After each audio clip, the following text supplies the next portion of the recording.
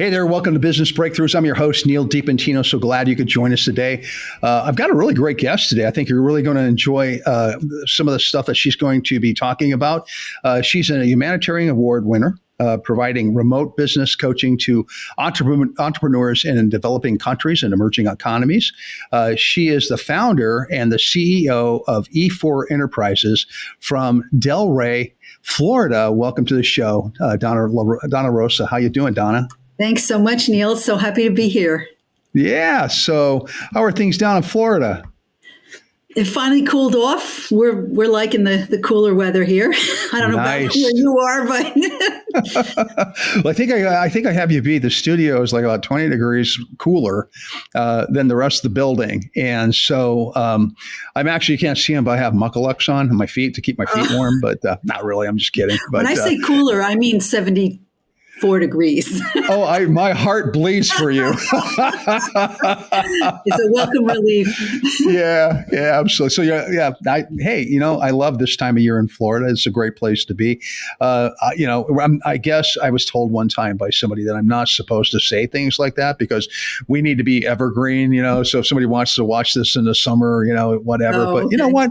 I love the seasons. I'm a 4-season kind of guy. So, I don't have a problem telling them, hey, this is like, we're getting into winter.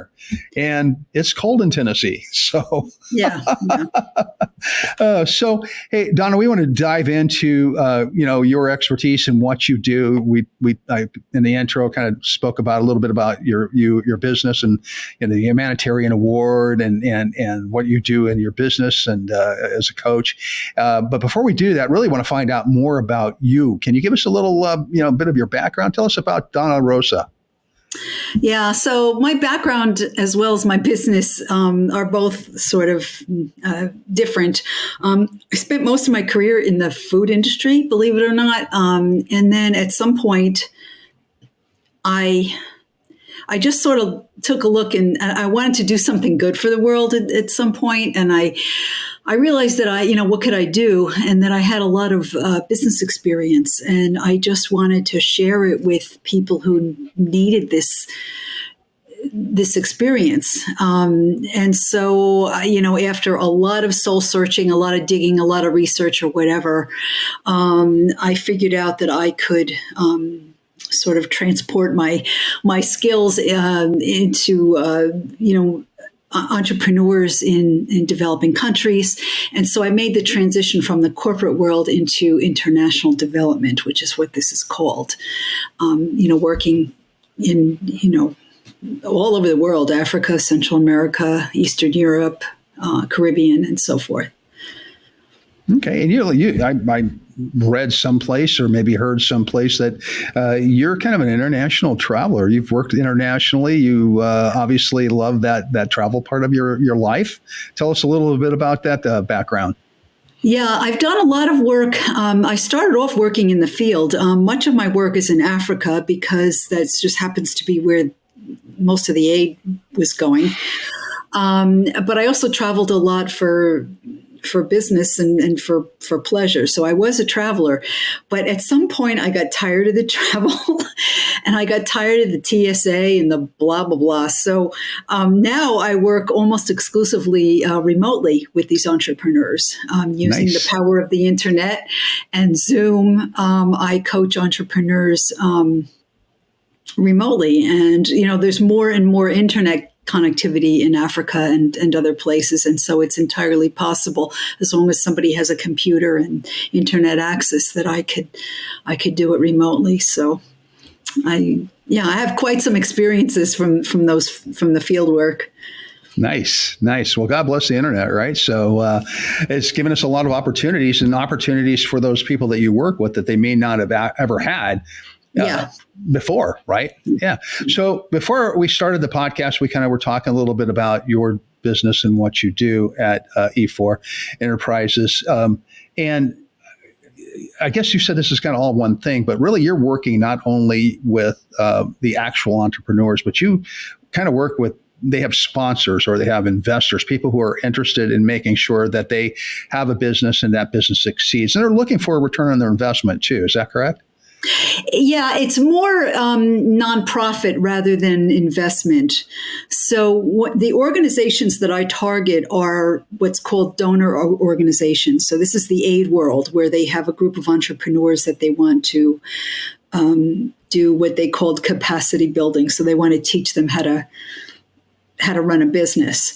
And so, target organizations for me are more these donor organizations, NGOs who support entrepreneurship, chambers of commerce, university programs that are trying to help these small entrepreneurs, sometimes incubators, anyone, even governments, anyone who wishes to build entrepreneurship, but doesn't have the means, or is looking to hire someone to coach these entrepreneurs. And at the level that I'm working with what's called micro entrepreneurs. So these are very beginner. They don't have a lot of business skills. They didn't go to B school. Many are what's called entrepreneurs of necessity, which means they started a business because they had to. There were no jobs. Mm-hmm. So they had to figure out how to sell something, and that's what they're doing. And they don't have any business background. And so, here in the West, we tend to sort of, admire entrepreneurship, and we sort of build it up. But there, it's a whole different story. And they are trying to have a business, but they have no idea what's coming in, what's going out, how do you even manage a business, how should you sell it, all the basics. So, one of my biggest challenges is taking the business concepts and boiling it down to something very, very simple that these entrepreneurs can understand. Right. Yeah. So you're speaking an entirely different language. I mean, not only, different language from a different country, but really they don't know business. They know what they know, and they maybe have a good idea. Maybe they have something that they feel that they could sell, exactly. But they just don't know. They don't have that business acumen to be able to do that. And that's where you come in. Yeah, I mean, it's exactly right. I mean, they know how to do what they're doing, whether it's a farmer or a woman who's sewing or something like that. But the rest of it, you're not born knowing it. Somebody's got to teach it to you. Right. I still don't know it, but that's okay. I'm learning. But no, I'm joking. But so what's interesting too, and from what I've read about you and about your business, and from conversations that we had, and you even said it a little bit ago, is that the people that you're working with. I mean, here in this country, we start a business because for various reasons. We may, want to have a job for ourselves. We want to build something big where we can employ people. Maybe we want to get rich. We want to have a nice car, whatever the case might be. There, it's survival. There, it's just being able to feed your family every day. Is that correct? Yeah, exactly. I mean, it's entrepreneurship is not glorified in and there's so many of what's called these informal businesses, and they're not registered, and it's just people trying to sell something. So yes, they're trying to feed their families and pay their school fees and get by and hopefully have enough money to survive and to do that. And so it's entirely different. Okay, so some of these countries that you're working in, you mentioned Africa as being one of the places. Where else are you working? You're working one-on-one with people, but you also have like a school for this, right? Yeah, I work. I work mostly either one-on-one or in small groups over the internet, and I do that because I find that's the best way to impart the knowledge versus doing training, which is a bunch of concepts that they don't really know how to apply to their businesses. Right. So I'd rather start from day one with, tell me about your business. What do you need? Show me your financials if you have them, and work like that. And then they learn the concepts that way. Instead of starting out with a concept and then you apply it, you apply it first, and then they can generalize from there. So I have worked a lot in Africa, like I said, the Caribbean, Central America, Middle East, Russia, Eastern Europe. It's wherever, wherever you're needed. Yeah, but the only thing I don't do is work with entrepreneurs in developed countries because they get enough help. I'm Right. looking for the ones that really need this help. That's really cool. I love that. So you have a background in the corporate world. You're very well educated. And so the things that you've learned, the things that you've done prior to this, I mean, what did you learn? How did you, get to the point where, you can start teaching or working with people that, are in a totally different discipline. They're not corporate world. They're not well educated. How were you able to communicate with them? How are you able to get down to the level, or not maybe to get down, but get to a level where they understand what you're trying to, the concepts you're trying to give to them? Yeah, that's the very challenge right there. Right? You just nailed it. And I don't know. I guess I just have the ability to take a concept and make it really simple, without complicating things. And so I guess it's just a knack or a talent or whatever, but I'm just able to take and there was some learning involved. Sometimes I got a little corporate at times, but working with them, I just, when we're working on their bookkeeping, for example, what do you have coming in? It's more like a checkbook than bookkeeping. Right. What's coming in and what's going out, and what do you have at the end of the month? That's it. Yeah. So that's the challenge, but it's what I like. It makes a bigger difference to someone like that than I could make a difference with a techpreneur MBA student. Right. Yeah. So I could imagine this is very rewarding for you to be able to help somebody like that. I'm sure you have like tons of stories that from some of the successes that you've seen, but can you maybe share a couple of those stories with us in our audience? Yeah. I would say my very first assignment is a good illustration of the types of things I do, because it's very varied. So my very first one, they dropped me off in a place called Umtata, South Africa. And I will never forget looking at the woman who drove me there drive away and thinking, I have no idea on earth what I should be doing. None. Or I'm going to get out of here.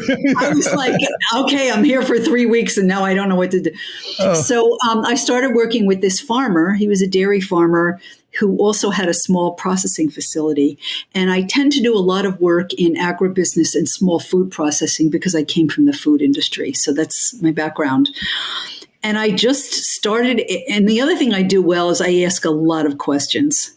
So I started asking him a lot of questions and got his input. And you know what? They tell you the answers, but they don't know it, So if you ask enough questions, they have the answers. And so that's kind of what I did. So one of the first things I did, I had to get to know their businesses. And so that's typically what I did here, and his problems. One of the things was that he was a farmer and he hated the administrative stuff and the bookkeeping and the business management and all that stuff. He was a farmer. Right? He had no idea. I mean, it's very typical. They don't want to do that stuff. Yeah. And so I set up some systems for him that would minimize his administrative time. It was just an Excel spreadsheet that had his payroll on it, and another Excel sheet that was an invoice template. So all he had to do was punch in how many liters of milk and the price, and he could print out an invoice. He thought that was the best thing he ever saw in his life. Wow. And that's why these little things really make a big difference. So I set up some systems for him, and he later informed the organization that hired me that his administrative time went from 4 hours a week to 20 minutes. And he had a computer. This was back in 2002, or so 20 years ago. And it was unusual, but he had a computer. He didn't quite know how to use it all that well. But so we made his business more efficient. Another thing was, how could we make him more profitable? And we were talking about, how to grow his business. And he had 56 dairy cattle that he milked every day and so forth. And he said, well, I think I'm going to plant some vegetables. I've got a couple of pigs here, and maybe I'll buy some chickens and whatever. And I said, wait a minute, let's go back. Coming from the food processing, I said, you have an operation here, and you have only 3 customers, and one customer is responsible for 98% of your business. Mm. So that's really risky. And so we need to fix that. And getting into all these other areas is not going to get you there. We need to focus on your processing. Number one, it's value addition. So if you can produce more value-added products, you're going to make a better profit versus a commodity milk thing. Mm-hmm. And so we looked at that, and I did a little market research in the area, and I looked at things like butter and yogurt and other fermented products. He had the ability to ferment products, and they were only sold in the grocery store. And a lot of people in this area couldn't afford the grocery store because it was all imported stuff. So I said to him, you can make this product cheaper. You can use locally, your own milk or local materials to do it, support the local economy, sell it at a lower price, and make it accessible to people who can't afford the store-bought yogurt. And it's producing something nutritious and healthy. There's a lot of reasons why you should be focusing on that. So he bought into that. And so he immediately started clearing ground to buy more cows. He was actually, his demand was higher than what his cows were producing. And so he was actually buying milk in order to resell it. And I said, you're not making any money doing that either. You got to make, your own milk. So these are all the little, interventions. And then I had somebody come in and I said, could this operation be making butter and yogurt and other things? And the guy assessed it, and he said, yeah, easily. He could buy a used butter churn and whatever and start creating these value-added products. So forget about the vegetables and the chickens and the whatever, and build your business. So he got more efficient. He had other problems like human resources problems and management. I won't go into all of that because it's a long story, but just to get him on the right track toward profitability and minimizing his pain points. That's, it's very interesting because as you're talking, I'm thinking to myself, I mean, I understand this is an emerging economy, third world country, but the problems aren't all dissimilar from what we have here, chasing the shiny new thing that's not going to bring profit, forgetting about the stuff that you're doing. How can you expand your market by, taking the products you have and making them better, or making something else out of that particular product? It's amazing that, we do the same thing here in this country, and you're teaching the same concepts really, but more in a simplified way. I write a lot about shiny object syndrome. You mentioned that. Yeah.